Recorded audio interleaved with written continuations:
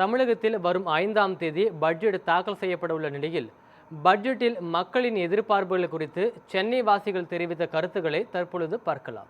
அது நல்ல கோரிக்கை இருக்குது. அதே மாதிரி ஐடிஐ படித்த 4000 ரூபா சேங்ஷன் பண்ணியிருக்காங்க. அதுவும் நல்லா இருக்கும். அதுவும் சேங்ஷன் பண்ண நல்லா இருக்கும். அதே மாதிரி இந்த அனைத்து மகளிருக்கும் கிடைக்கிற மாதிரி ஐடியா பண்ணணும். இப்போது தகுதி வாய்ந்தவர்கள் மட்டும்தான் சொல்லிட்டு இருக்கக்கூடாது. அனைத்து மகளிருக்கும் கிடைக்க ஐடியா பண்ணால் ரொம்ப நல்லாயிருக்கும். வயதில் முதியவர்களுக்கு என்ன மாதிரி திட்டங்கள் கொண்டு வரலாம்? அவங்களுக்கு முதியோர் பென்ஷன் கொடுக்குறாங்க இல்லையா, அது சேங்ஷன், அது ஒரு பக்கத்தில் போட்டோம், பரவாயில்ல. மகளிருக்காக தனியாக ஒதுக்குன்ற இந்த 2500 ரூபாயை அனைத்து மகளிருக்கு கிடைக்கிற மாதிரி ஐடியா பண்ணணும். அதான் என்னுடைய கோரிக்கை. தமிழ்நாட்டில் புதிதாக அமைந்துள்ள தாவேக அரசின் புதிய பட்ஜெட் தாக்கல் நடைபெற உள்ளது. இதில் வெறும் வெள்ளை அறிக்கை மட்டும் இல்லாமல் தமிழ்நாட்டில் உள்ள அனைத்து தாழ்த்தப்பட்ட மக்களின், ஆதிதிராவிடர் மக்களின் மகளிர் உரிமைத் தொகை 1000 ரூபா மட்டும் மாத வைப்பு தொகை வைத்திருக்காங்க. அதை வர பட்ஜெட் தாக்கலில் மாதம் 2500 உயர்த்துறதுக்கு தமிழக அரசுக்கு நாங்கள் கோரிக்கை வைக்கிறோம்.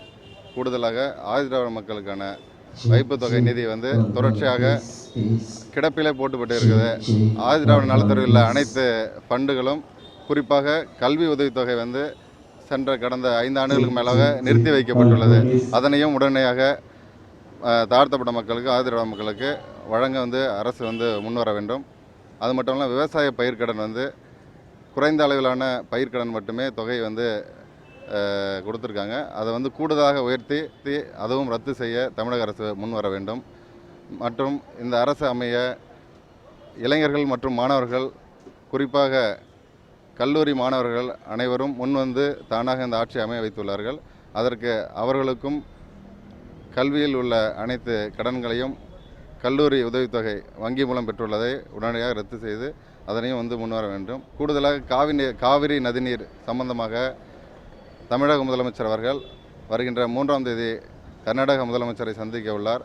அது சம்பந்தமாகவும் தமிழ்நாட்டில் ஒரு கூடுதல் அணையை கட்ட தமிழக அரசு இதற்கான பட்ஜெட் தாக்கலிலும் நிதியை அளித்து அதற்கு முன்வர வேண்டும் என கோரிக்கை வைக்கிறோம். ஸோ இந்த பட்ஜெட்டில் நிறைய தொழில்களுக்கு கவர்மெண்ட் சப்போர்ட் பண்ணுறாங்க. அது மாதிரி சினிமாவும் ஒரு நல்ல தொழில்.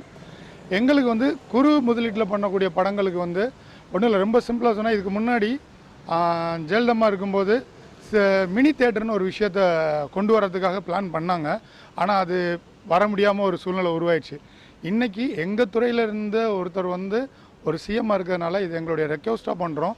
2 விஷயம். ஏன் இந்த ரெக்வஸ்ட்னா, மினி தேட்டர்ஸ் டிக்கெட் ரேட்டு கம்மியாக இருக்கும் நாங்கள் கேட்குறதுக்கான ரீசன், பெரிய பட்ஜெட் படங்களை மட்டும்தான் தேட்டரில் போடுறாங்க. ஸோ தேட்டர் அதிபர்கள் சொல்கிறது சின்ன பட்ஜெட் படத்துக்கு ஆடியன்ஸ் வரலை. இது அவங்களுடைய நியாயமாக இருக்கும். இதில் யார் சரி தப்புன்ற ஒரு ஆர்கியூமெண்ட், கான்ட்ரவர்சி எல்லாம் விட்டுட்டு சிறு படத்துக்கு என்ன சப்போர்ட் பண்ண போகிறோன்றது மட்டும் சிஎம் நினச்சாருன்னா, அந்த மினி தேட்டர்ஸ்ன்றதை கொண்டு தேட்டர் ரேட்டை குறைச்சாலே மிக சிறப்பான எதிர்காலம். மினி பட்ஜெட்டில் பண்ணுற படங்களுக்கான தொழிலாளர்களும் நல்லாயிருப்போம். உங்களுக்கு எல்லாருக்குமே தெரியும், பெரிய பட்ஜெட் ஒரு படம் வந்தால் சின்ன பட்ஜெட் படம் 20 படம் வருது. ஸோ 20 படம் எத்தனை குடும்பம் சார்ந்ததுன்றதை யோசித்து கண்டிப்பாக தமிழக அரசும் எங்கள் துறையிலேருந்து போய் இன்றைக்கி ஒரு சிஎம்மாக இருக்க விஜய் சாரும் மிகப்பெரிய அளவில் சப்போர்ட் பண்ணணும்னு நான் தமிழ் துறை சார்பாக வேண்டிக்கிறேன். நன்றி. வர்ற நம்ம தமிழ்நாடு அரசோட பட்ஜெட்டில் 2-3 விஷயங்களை நான் வலியுறுத்தணும்னு ஆசைப்பட்றேன். ஒன்று இன்றைக்கி டெக்னாலஜியில் நிறைய இன்வெஸ்ட் பண்ணணும், அதற்கான முதலீடுகளை ஒதுக்கணும்னு நினைக்கிறேன். ஏஐ முக்கியமாக டேட்டா சென்டர் ஓரியன்டாக நிறைய விஷயங்களை நம்ம முன்னெடுக்கணும். நம்ம அதில் பின்தங்கி இருக்கோன்னு சொல்லலாம். இன்னும் நிறையா செய்ய வேண்டிய வேலை இருக்குது.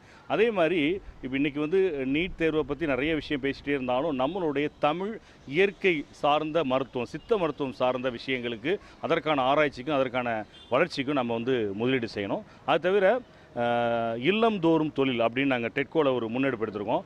ஒவ்வொரு வீட்லேயும் தொழில் முனைவோரை உருவாக்குவது, அவங்க வாழ்வாதாரத்தை அதிகப்படுத்துவதற்காக அந்த மாதிரியான தொழில் திட்டங்களில், இல்லம்தோறும் தொழில் அப்படின்னு தொழில் திட்டங்களில் முதலீடு செய்யணும். அதே மாதிரி இந்த 100 நாள் வேலை திட்டத்தில் பயனாளர்கள் ஒரு பக்கம் இருந்தால் கூட நிறைய தொழில் வணிக விவசாயத்தினர் பாதிக்கப்படுறாங்க. ஆனால் அந்த பாதிப்பு இல்லாத வகையில் அந்த 100 நாள் வேலை திட்டத்தை மறுசீரமைத்து தொழில் வணிகம் மூலமாக அது அவங்களுக்கு கொண்டு போய் சேர்க்குற மாதிரியான விஷயங்களை செய்யணும். இது தவிர மருத்துவம் சார்ந்து ஒரு ட்ரீட்மெண்ட் இல்லாமல், சிகிச்சை இல்லாமல் மரணம் ஏற்படவே கூடாது. ஒரு சிகிச்சைக்கான பணம் இல்லாமல் மரணம் ஏற்படக்கூடாதுன்ற வகையில் தனியார் மருத்துவமனையாக இருக்கட்டும், வேறு மருத்துவமனைகளாக இருக்கட்டும், அதற்கான வசதிகளை தனி மனிதர்களுக்கு செய்து கொடுக்கணுன்றதெல்லாம் சேர்த்தா தமிழ்நாடு அரசு மிக சிறப்பாக இப்போ செயல்பட்டு இருக்கிறது. இன்னும் பலமான வளர்ச்சியை நோக்கி தமிழ்நாடு போகும் அப்படின்றது உறுதி. பேருந்துகள் நவீனமயமாக்க வேண்டும், சாலைகள் சரி செய்ய வேண்டும். ரொம்பவும் மோசமான நிலைகள், அதிகமான டிராபிக்கள் உள்ளது. டிராபிக் ஜாம் ஏற்படாத வகையில் பேருந்துகளை அதிகப்படுத்த வேண்டும், நவீனமயமாக்க வேண்டும். சாலை வசதிகள் இன்னும் கூடுதலாக சரி செய்ய வேண்டும். இதே மாதிரி வடசென்னை பகுதிகளில் குடிநீர் பிரச்சனை ரொம்ப அதிகமாக இருக்குது. அது மிகவும் சரி பண்ண சாலைகள் ரொம்ப மோசமான நிலையில் உள்ளது. வடசென்னை பகுதியில், ராயபுரம் பகுதியில், ஆர்கே நகர் பகுதியில் ரொம்ப சாலைகள் ரொம்ப மோசமான நிலையில். சாலைகள் முழுமையாக அங்கே சீர் செய்ய வேண்டும். இன்னும் அடிப்படை வசதிகளை முழுமையாக சீர் செய்ய வேண்டும். குடிநீர், சாலை வசதி, அடிப்படை வசதிகளை வந்து செய்து கொடுக்கணும். ஏன்னா சென்ற ஆட்சியாளர்களை பார்த்தீங்கன்னாக்கா மக்களுடைய பிரச்சனைகளை கவனம் செலுத்தலை. ஆனால் இப்போ இருக்கிற ஆட்சி வந்து புதிய மாற்றத்தை ஏற்படுத்தணுன்ற ஒரு எதிர்பார்ப்பு மக்கள்கிட்ட இருக்குது. அதனால் முக்கியமாக அடிப்படை வசதிகள், சாலை வசதிகள், குடிநீர் வசதிகளை வந்து மேம்படுத்தி தரணும் அப்படின்ற ஒரு கோரிக்கையை வைக்கிறோம். நான் சார்ந்த பகுதி பார்த்தீங்கன்னாக்கா பெருங்குளத்தூர், தாம்பரம் மாநகராட்சியை சார்ந்த பகுதியில் இருக்கிறேன். அதாவது சென்னையினுடைய என்ட்ரன்ஸ் அதுதான். அந்த என்ட்ரன்ஸ்லேயே பார்த்தீங்கன்னாக்கா குண்டுமேடுன்ற ஒரு பகுதி இருக்குது. அந்த பகுதியில் 30 ஆண்டுகளாக ஒரு பொதுமக்கள் வந்து வசித்துட்டு வராங்க. எந்த ஒரு அடிப்படை வசதி இல்லை. குடிநீர், மின்சாரம், சாலை வசதி, எந்த ஒரு அடிப்படை வசதியும் இல்லாமல் அந்த மக்கள் வந்து 30 வருஷமாக வாழ்ந்துன்னு வராங்க. அவங்களுக்கு அடிப்படை வசதிகளை செய்து தரணும்னு சொல்லிட்டு என்னுடைய பகுதி சார்பாக நான் கேட்டுக்கிறேன்.